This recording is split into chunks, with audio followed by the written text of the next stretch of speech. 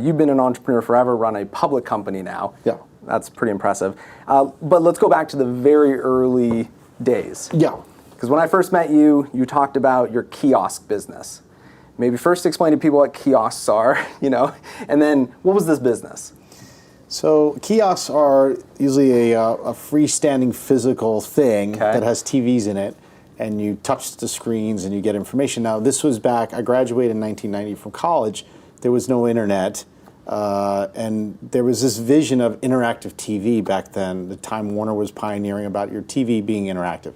So somehow I graduated college and I thought, college marketing, there's posters on walls, it's all paper. What if we could do something digital?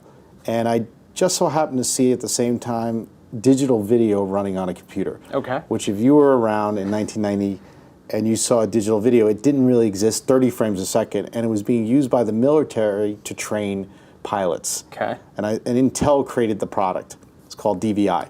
So I thought, wow, that's cool.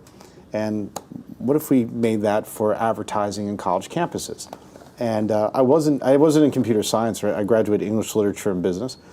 But I saw this future of what interactive media could be, and I got into the business of kiosks. Okay. And what college did you go to? I went to Loyola University in Baltimore. And was this the one where you launched the kiosk?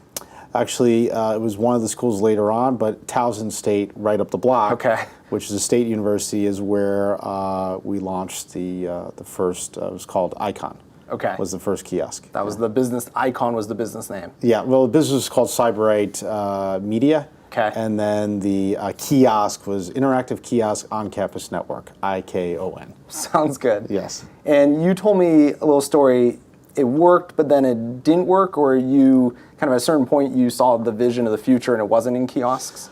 Well, yeah, so we got like 4 or 5 of these things up and running. Okay. I funded it on credit cards. Yeah. I put 50 grand on my credit card. When you get out of college, you can get credit cards pretty easily. Yes. So I got like 10 credit cards with 5 grand on each, and that's my venture capital. Yep. I launched these kiosks, and then I had a very eye-opening experience. As entrepreneurs, things happen for a reason. Well, we were launching NYU, which was like the crown jewel. Massive, yeah. Right. And it was right on Washington Square Park. And I had Capitol Records as one of my advertisers, and they were advertising videos and stuff like that. And they had this artist, D'Angelo, who was big. I remember, yeah. D'Angelo. Yeah. So he came and played a acoustic set in front of the kiosk at NYU, and there was that's pretty massive. It was massive, like thousands of kids around this kiosk. And I was like, man, I made it, D'Angelo, that's when you know you made it. And I got a phone call, I remember, from Northwest Airlines, which was an airline back then, and the head of college marketing. And she called me on my cell phone in the middle of this event. Okay. I picked up, talked to her. She said, Rob, I want to ask you a question. Do you guys build websites? Okay.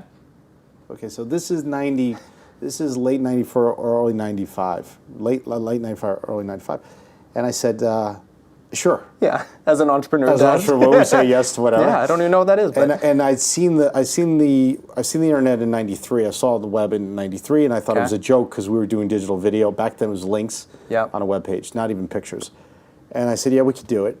She said, because she ran college marketing for them. She said, because we think this is the future.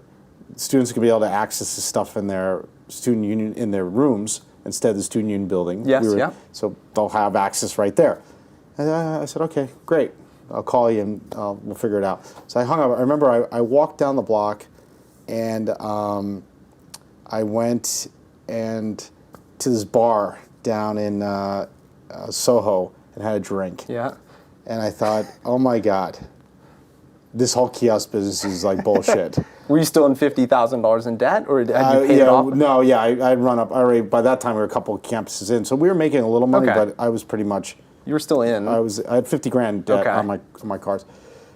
So I just decided that's it. Shut the kiosk down. So I moved to New York City. I was in Baltimore at the time. I moved to New York in a U-Haul with a couch, one computer, and a desk. And I moved myself into New York. I had $5,000 from Northwest Airlines. They gave me $5,000 to build a website. Yep. And what happened was actually they shut down the college marketing department in Northwest Airlines, so I had nobody to fulfill the website to. So I had the or $5,000. Return the money. That's right. Yeah. Nobody saw it. So I basically, that was where I got started, and I basically then started to build websites, and then I let the kiosk go under.